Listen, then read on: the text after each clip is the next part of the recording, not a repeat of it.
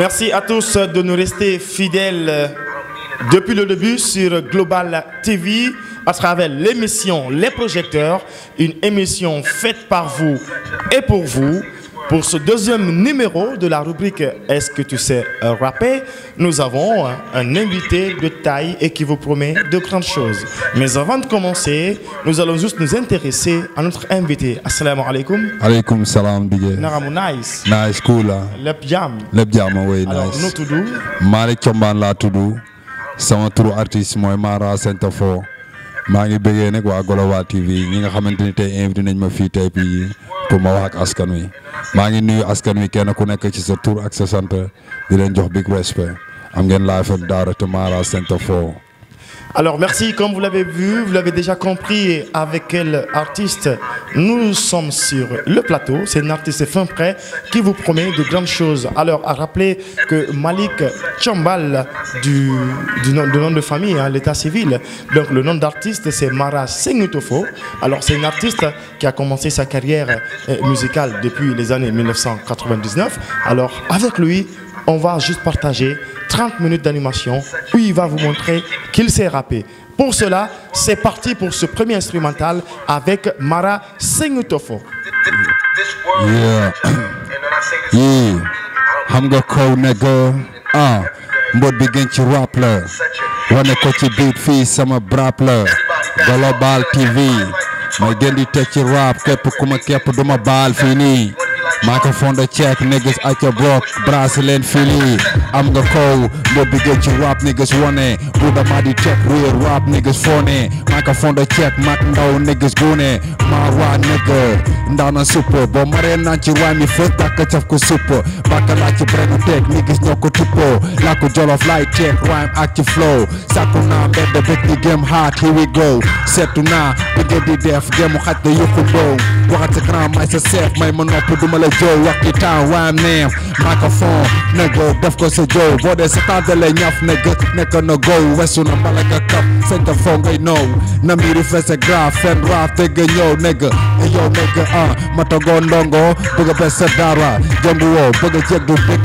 ay narra ci rap la la woo jabak flow ma wan la nan la barab solo go bo de woo gàtt fan la ma togo ndongo bëgg bes sa dara jëndu woo bëgg jeg du bëgg ay narra ci rap la la woo jabak flow ma wan la nan la barab solo go bo de woo gàtt fan la yow nigga la sa la ci brenu tek underground ghetto yak na sa time ne ko chang fok ngiro gain fo ma gi sign si bu la wëri siro yan bi dis wàcceel say duñu yem ci réew domba lañ ci laata tey xaar kaw sunu ngiru jëmbat nañu tey ndëm ci xol la fees xaar mu taw ci sunu niiru jomay liggéey am the west lu waay wuyoo da ko nuroo jëm ci sa day jar na daw ba dees bu doon géej la aaru nuuru baax na tànga jeer nigga siggi dootul sengeem yàgg baax ci kër dégg loof jël na jël beem matago ndongo bëgg a bes sa dara jongu woo bëgg a jeg du dégg ay nara. Voilà, comme vous l'avez vu, mesdames et messieurs, juste une première partie dans cette rubrique. Est-ce que tu sais rapper? Comme je l'ai dit, hein, vous qui venez de nous prendre en marche, nous sommes avec l'artiste Malik Chombal de l'état civil et nom d'artiste Mara Sengutofo, un artiste qui a commencé sa carrière musicale depuis les années 1999. Et autre information, mesdames et messieurs, c'est un artiste produit fini. Est-ce que tu sais rapper? C'est pour les artistes de taille et de qualité. À son actif, Malik Chombal a opéré 6 grands concerts à son actif, chose qui n'est pas donnée à n'importe quel type d'artiste. Il faut du talent, il faut bosser, il faut avoir du style, il faut avoir du flow. Alors, avec Mara Sengutofo, nous allons repartir ensuite avec un second instrumental où il va encore vous épater car la rubrique c'est Est-ce que tu sais rapper? Mais avant cela, Chombal. Ouais, tu viens de chanter un morceau, alors qu'est-ce que tu as chanté dans le morceau? Yeah, yaa ma gën a xam mooy ñëw nii nekk na son boo xamante ni dafa nekk ci biir album bi. Inch'Allah après décembre bi dinañu commencer jaa album bi quoi. ñetti single laa leen di tegal ni ma déglu ko jaar ci kawam ngeen xamee ko yaa ma gën a xam ak Fox Seen Gang ak Abdoulahi. Yeah. DJ. Wow, alors morceau bini pourquoi tu as chanté ce morceau? Waaw morceau bi juste mu ngi wax ci jamono ji. Morceau bi bàyyiwul dara. Waaw wax na ci dundinu jamono ji, wax na ci ñaawteef yi nga xamante ne encore bon mu ngi xew ci jamono ji quoi. Waaw morceau bi dafa jóg pour loolu. Pour wax ci lépp bàyyiwul dara. Alors, mesdames et messieurs, comme on l'a dit avec Malik Chambal, 30 minutes de show, de freestyle où il va poser son flow et vous allez aimer. J'espère que vous êtes nombreux à nous suivre à chaque semaine. Alors, votre rubrique faite par vous, pour vous, c'est parti avec Malik Chambal, Mara Singutofo, avec ce second instrumental et vous allez lever. Allez, big up à vous que vous soyez. Yes, nigga. Close. Award. Yeah. Be the first, nigga. Not an easy skill to learn. Whoa. I've been practicing it for Yeah. many years. yaa ma gën a xam ne bokkoon nañu jublu kaaba gi pour nga mën a jaamu foog nga roy ci jikko sahaaba yi xam nañ ci taamu doogo jot ci makaama yi ngëm bu ànd ak maandu jokkoog borom xam-xaama yi yaa ma gën a xam ne gel yëpp a ne ci baana bi duwaañ ak taat neen di chakaana bi duwaata kap seeti du ci ndax maa ngi fii duwaa ngeen faat agressé ci li ndax maani bi yaa ma gën a xam ne ñu gis foo wa yàq booy gone lu du janga xam du fam day sooy dem loo leen musique gu jala xaan nigga yeah seet gu do koy seet si ko ci caaxaan ngeen dëkk ci foo ak mooy yaa ma gën a xam li ne ci kër gi fës ci mbedd mi bàkk bi tooy na gës li papa di joor la maada teg bëtëm seen laaf ngeen bëtëm nigga bukki bët ni looy maa ni rek ngeen gëm nigga dox ci ba booy yaa ma gën a xam li ne ci kër gi fës ci mbedd mi yaa ma du am yëppay kër ci cop ci mbedd mi fu jàmmadul am dafa na tekki jot ci tedd bi yaa ma gën a xam ne ki doon dox moo mujjee tedd nii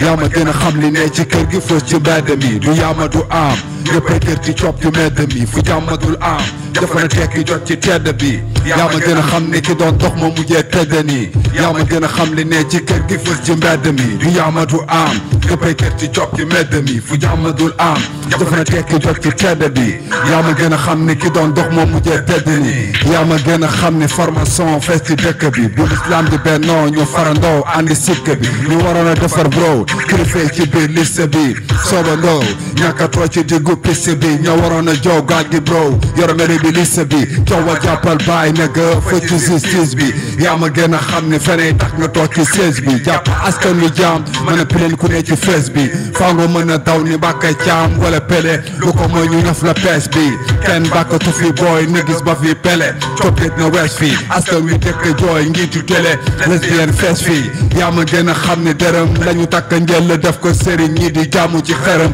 julli ci deri tas sëri mi laasu waaji coowal kaañ xëccoo jëkkër rek ngi tas kër gi yaa ma gën a xam yaa ma gën a xam li ne ci kër gi fës ci mbedd mi du yaamatu am yëppay kër di cop ci mbedd mi fu jàmmatul am dafa na tekki jot ci tedd bi yaa ma gën a xam ne ki doon dox moo mujjee tedd nii yaa ma gën a xam li ne ci kër gi fës ci mbedd mi du yaamatu am yëppay kër di cop ci mbedd mi fu jàmmatul am dafa na tekki jot ci tedd bi yaa ma gën a xam ne ki doon dox moo mujjee tedd nii yaa ma gën a xam li ne ci kër gi fës ci mbedd mi du yaamatu am yëppay kër di cop ci mbedd mi fu jàmmatul am dafa na tekki jot ci tedd bi yaa ma gën a xam ne ki doon dox moo mujjee tedd nii yaa ma gën a xam ne barxaamaay xam la yàlla ndax su fees ci yow nekk xam bëgg a xàll nekk di ko wuyoo déggoo olof bëgg a kaala nekk da koy nurulu jommi da jàll yaa ma gën a xam ne politique a fës ci diina ji lu ma am si koon doon ko bañ seet ni diina ji mbalaanu koom la ñu sàngoo def ko jiit laay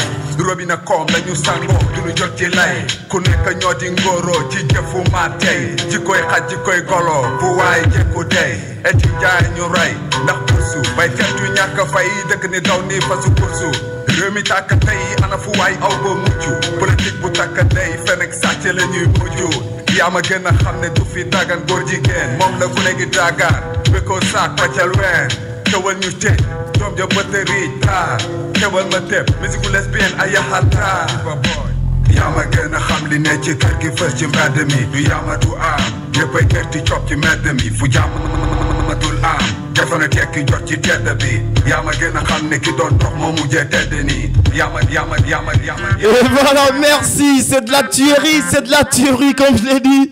Mara Singutofo, un artiste fin prêt. En tout cas, il faut reconnaître le talent. Franchement, c'est du bien, c'est du lourd. Nous sommes avec Malik Chambal qui nous vient très précieusement de Malika. Nous profitons de cette émission pour dire maximum de love à tous les ressortissants de Malika qui ont le plaisir, en tout cas, de présenter un artiste qui vient de la zone de Malika. Donc, ça veut dire, et tous les Malikanais, là, donc, il faut dire, accompagner, en tout cas, Mara. On le voit, c'est un artiste plein de talent. Mais vu que nous sommes dans un monde culturel où tout peut y arriver, donc nous allons attirer l'attention des responsables, en tout cas en charge de la promotion de la culture, de faire face en tout cas aux difficultés des artistes, car aussi c'est la voix des sans-voix. Il exprime au fait l'ensemble des ambitions, des rêves. Pourquoi pas envisager des solutions pour que notre pays, en tout cas, sorte de tous ces phénomènes, dont entre autres le chômage, en tout cas la criminalité, le banditisme, car qui chante n'est pas forcément un criminel, entre guillemets. Qui chante seulement ou qui a des locks n'est pas un brigand. Donc ça veut dire que les artistes ont une portion très importante dans la prise de décision concernant la culture. Alors, comme je l'ai dit, Malik Chambal de l'état civil et Mara Seignetofo, un grand artiste au talent chevronné qui depuis 1999 est dans les ghettos en train de travailler pour faire plaisir à toute la communauté sénégalaise mais aussi au-delà de nos frontières. Alors, comme je l'ai dit au préalable, c'est un artiste déjà à son actif qui a réussi à jouer 6 grands concerts. Alors ces 6 grands concerts, c'est pour vous dire, il y a l'expérience et il y a le talent. Alors, ainsi fait, mesdames et messieurs, restez connectés. Nous allons répartir rapidement avec Malik Chambal, mais il faut rappeler qu'à la régie, nous sommes accompagnés par l'un des meilleurs DJ beatmaker du Sénégal. Il s'agit simplement de DJ Charles, comme vous le voyez là, en tout cas, DJ Charles qui aujourd'hui accompagne tous les événements. Donc, grand merci à DJ Charles. Aussi, à la régie, nous avons monsieur Aliou Badra en compagnie de Malcolm depuis la technique. Alors, Mara Sengitofo, content trop. Wow, nice, content. Content et émission Bini, freestyle Bini, hein? Wow. Comment tu vois? Cool, hein? Tu te sens très bien, d'accord? Nice, cool, hein? Lève jam. Allez, c'est parti pour ce troisième. Il va nous donner ce qu'il a dans la tête. Allez, c'est parti encore. Mara Sengitofo.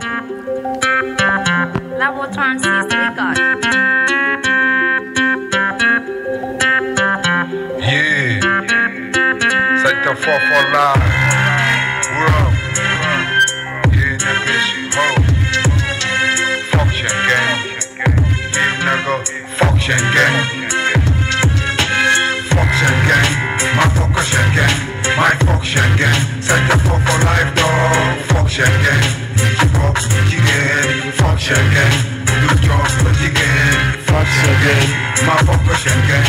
My function gang, set the pop for life dog. Function gang, function gang, function gang. Hey yo, nigga, function gang. Sweet niggas backal and chang. Passion brand, who never represent, never corruption. Niggas tough game, public be share them in the man, dark game, dark gang. Monoland rap, niggas home, you're the sign.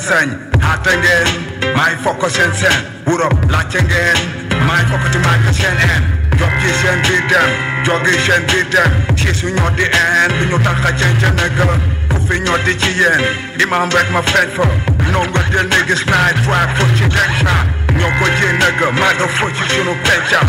Pull up a bit red nigga, warrior my center. Don't you put a real nigga. On the flow, ben en Hala Fenka man. Just you cold nigga, Benkula Tal nigga. Just you saw, Missalu Janta man, then you put this on. Fidel Santa, yeah, you ben en fashion. Ben they let you run, niggas no but to be possible. You prend la track, Est-ce que c'est du bien là? Mara Sengitofo. C'est parti, mesdames et messieurs, Mara Sengitofo. Sur ces instrumentales, ils vont faire sourire les joies de vivre. Écoutez-le très bien. La rubrique Est-ce que tu sais rapper?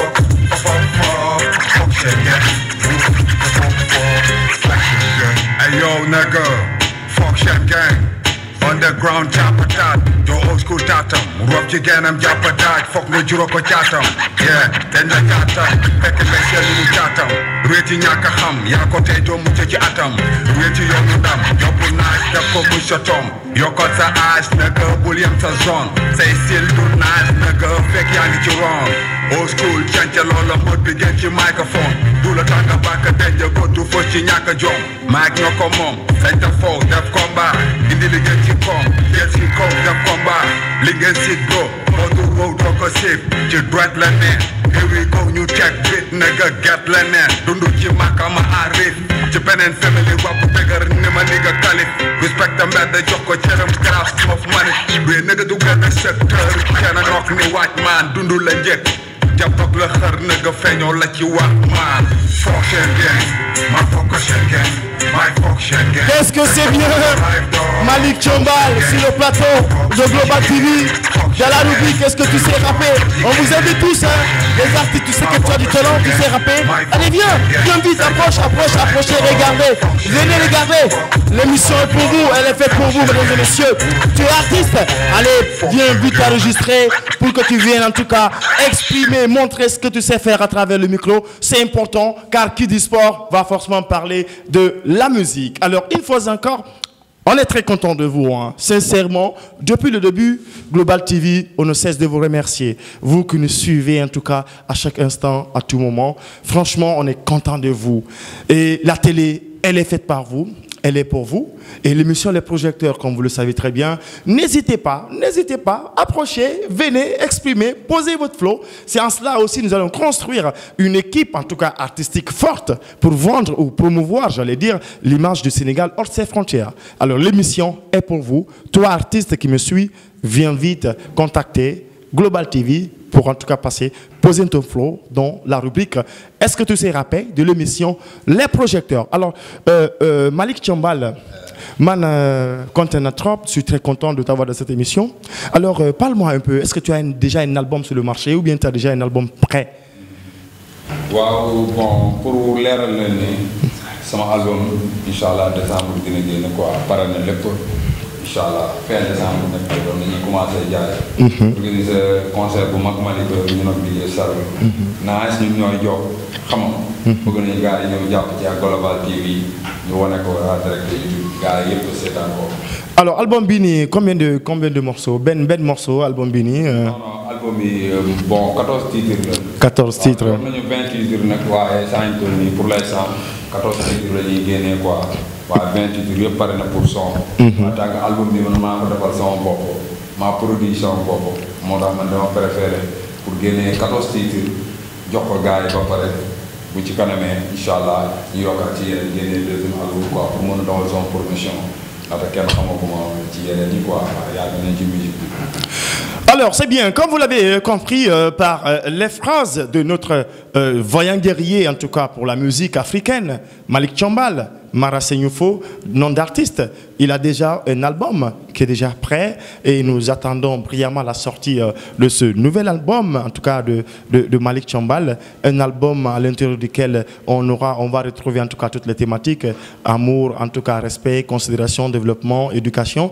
Bref, c'est un album qui va parler de tous les domaines, de tous les aspects de notre société, car c'est la voix des sans-voix. Donc, un nouvel album déjà qui se prépare, l'enregistrement est déjà achevé, tout ce qui s'ensuit. Alors, nous vous tiendrons informés le jour de la sortie de l'album pour que tous les globalais, hein, je vais dire comme ça, création de nouveaux mots, tous les globalais, en tout cas, viendront accompagner l'artiste, vu que c'est un partenaire privilégié, officiel de l'émission Les Projecteurs et dans la rubrique Est-ce que tu sais rapper? Comme je l'ai dit, à la technique, on a en tout cas DJ Charles, comme vous le voyez, hein, c'est le meilleur beatmaker de sa génération, voilà, de Kermassar. Alors, une fois encore, Mara Contenatrop. Alors, nous allons rapidement aussi aller chauffer, hein, c'est normal. On va essayer d'augmenter le volume avec DJ Charles. Si c'est OK, Mara, sing te faut avec cet autre instrumental et vous allez aimer. C'est parti.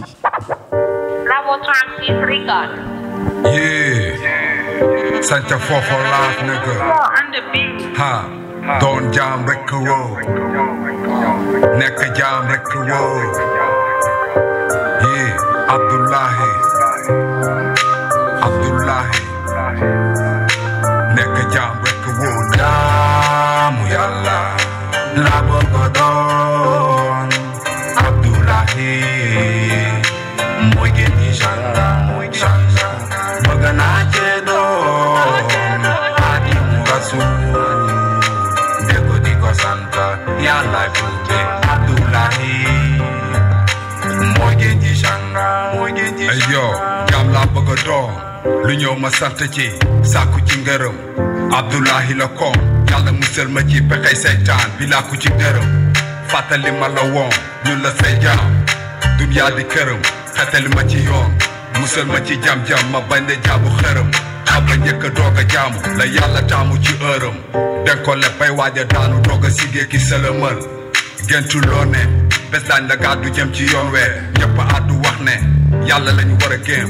alxuraan tax ñu ne si moom lañu jógee si moom lañu jéem daluwaayu aari fii na boo amul sanga doo ci naan li tax nga kaamil fii la doxal sa cosaan jaam laa bëgg a doon jaam laa bëgg a doon Abdullahi mooy gën di janga bëgg naa cee doon Xaadimu Rasuul dégg di ko sant yàlla tuube Abdullahi mooy gën di janga jaam laa bëgg a doon lu ñëw ma sant ci jaaraama borom lépp moo ñu andi sant fii ku nekk ak sa wërsëg dana tuur fës ni jant bi wër ko bés bu set ndaal bi fees na tànk ci bari nañ ko ñëpp dox ba dej ci tànk yi yow mi doon lépp dem ba am sek ci banque yi jaaraama borom lépp musal ñu ci coonay banque yi tepp gën yu reet yaa nag ñu fànkal fii réer a tax ñu nekk di jaam negg ngay fonkal yow weñ Ramadan feeñ Abdullahi fonkal bi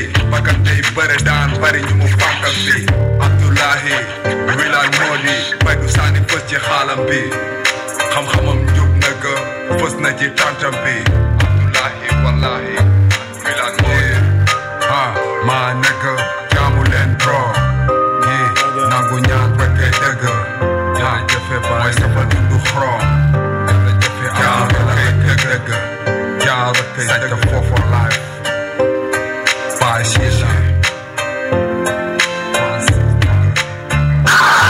Et voilà, mesdames et messieurs, comme on l'a dit, hein, tout ce qui s'annonce bien finit bien. Alors, nous sommes au dernier virage dans cette émission, les projecteurs, avec cette rubrique, est-ce que tu sais rapper, en son deuxième numéro, comme on l'a dit, ici à mes côtés, un artiste déjà fin prêt qui vous, en tout cas, propose les jours à venir de grosses surprises, car il y a l'album déjà qui est fini, la sortie c'est pour bientôt, on en a parlé, un album composé de 14 à 20 titres, c'est un album mixé en tout cas de toutes les couleurs musicales, et il faut aussi rappeler que Malick Thiambal, c'est un artiste pas neuviste, c'est-à-dire pas nouveau. Il a longtemps duré dans le ghetto. Et pour donner du bon, de la bonne qualité, il faut passer par le ghetto. Donc, depuis 1999, il est dans les ghettos pour s'inspirer, pour écrire, pour enfin rendre disponible un album qui sera écouté au-delà, en tout cas, de nos frontières. Donc, comme on l'a dit par la suite aussi, du côté événementiel, c'est un artiste qui a un palmarès. Il a réussi, en tout cas, à se mater hein, de plus grands concerts. Et au nombre de 6 gros concerts qu'il a matés. En tout cas, c'est un concert qui a donné en tout cas un public de 1000 et quelques. Donc 6 concerts à son actif, c'est vraiment salutaire. Ça veut dire qu'il a un public et il est écouté. Alors, par la suite, nous vous disons en tout cas, sincèrement, one love. Alors, Seigne te faut. Yeah. Nous arrivons vers la fin de l'émission. Oui, right. C'est quoi tes remerciements à l'endroit de tout ce qui nous suit? Wow. Mangi bëggee ñëpp waa Global TV gars yi nga xamante ni jàpp nañ ci ak cameraman bi ak Royal Nigga bi toog ne ñu ngi bëggee ñëpp di wax gars yi ni ñëw leen ci Global TV yeah tapé leen YouTube Global TV ngeen am ko artiste boo xamante ne boo nga siiw nice ñëwal gars yi siiwal la ku bëgg a wax lu la metti ci dëkk bi ci àdduna bi ñëwal Global TV nga wax li sa metti ñëpp déglu ko ci respect. Yeah. Global alors, TV, je crois bien déjà, les téléspectateurs sont vraiment très contents hein, parce que Seigne te faut, il a donné, sincèrement. C'est ça en fait la rubrique. Est-ce que tu sais rapper? Et il vous l'a montré. Alors les autres qui sont derrière, approchez et venez et regardez. Alors tu vas nous faire juste un petit tacap Wow. avant de fermer portes et fenêtres de cette émission. Nice. Juste Non, un la acapella.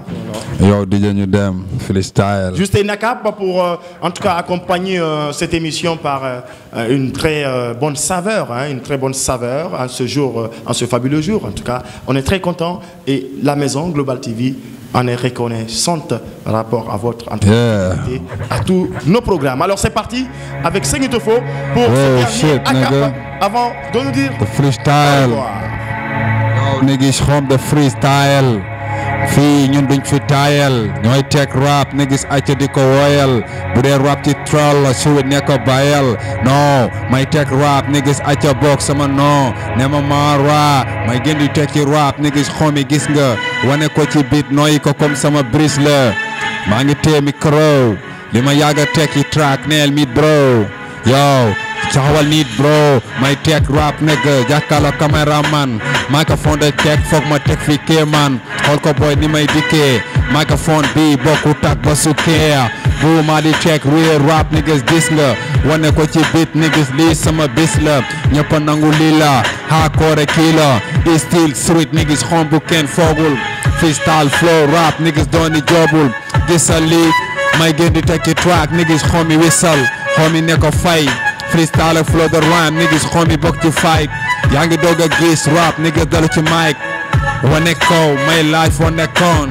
li ma yàgg a teg rap sama oro sone koon yow nekk rap chaque seconde ñëpp nangu nañ ne bu ma da koy teg niggas xomi da koy seet waññal doo street ba seet may gën di teg ci mind street ma defee aca boog wane la bu da ma freestyle flow te na la li mooy rap li mooy rap santa flow li mooy rap the freestyle emperor suma rap nigga suma rap wax ko kaw suma rap freestyle wax ko kaw nigga bi sama kàll yow nigga nii lay demee nigga si Global TV may képp rap képp ku ma képp duma baal fii nii may teg duma yóbbaale kii nii yow ko deful dégg niggas ki nanguwul dégg nopp impro rap niggas dañ ko sopp dañ ko topp mais ñu nag hip hop pour ma di teg rap niggas woowe ma papa li mooy rap yombut comme ni ko foogee laaj ma boy fan la jógee Malika street laal bu ma jegee ci sama xalima doore ci benn gante benn kool may gën di teg ci track niggas nekkuma école war na sëñ bi fi ma nekk ni laaluma alcool gaa from mbedd tàng jër dara du sedd gaa from mbedd sentu naa ci bés ma tedd gaa from mbedd du metti rek boy ma gedd teewal naa ko fu ne mag ndaw guune really ak cuune my first at buune ak fii ak fee rap nigga at bi at bee gisal boo buda ma rap niggas ma ngutu Qu'est-ce que c'est du bien, c'est du lourd, je vous assure, hein, rien à dire. Alors, mesdames et messieurs, c'était tout ce qu'il fallait en tout cas garder de vos yeux comme souvenir dans la rubrique Est-ce que tu sais rapper. On était là avec l'artiste Malik Chombal de l'état civil et nom d'artiste Mara Sagnitofo. Il a commencé sa carrière musicale depuis les années 1999, ici même au pays de la Teranga. Et ensuite, ce même artiste a réussi à, en tout cas, à prester sur de grandes scènes, sur de grands podiums, en tout cas d'événementiels, ici au Sénégal.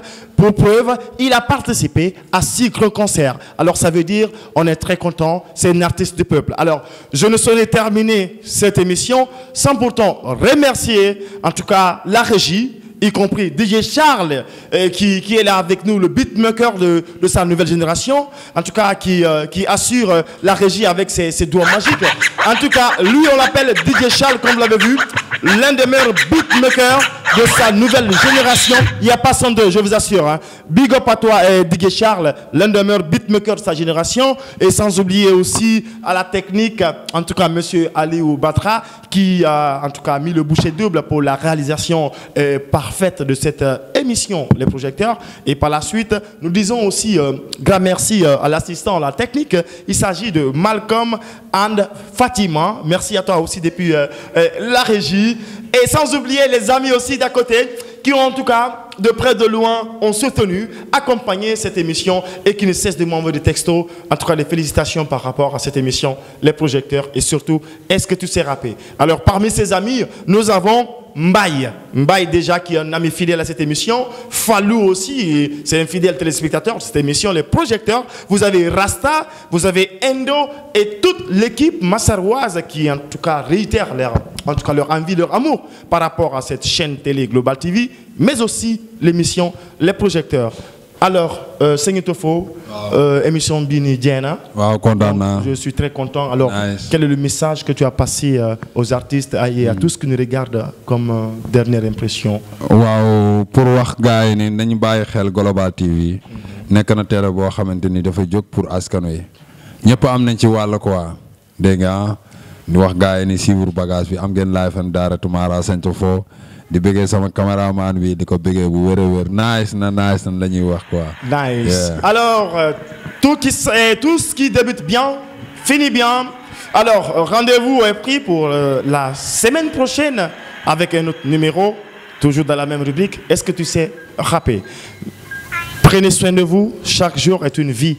Global TV, plus qu'une télé, c'est une vie. Je vous aime.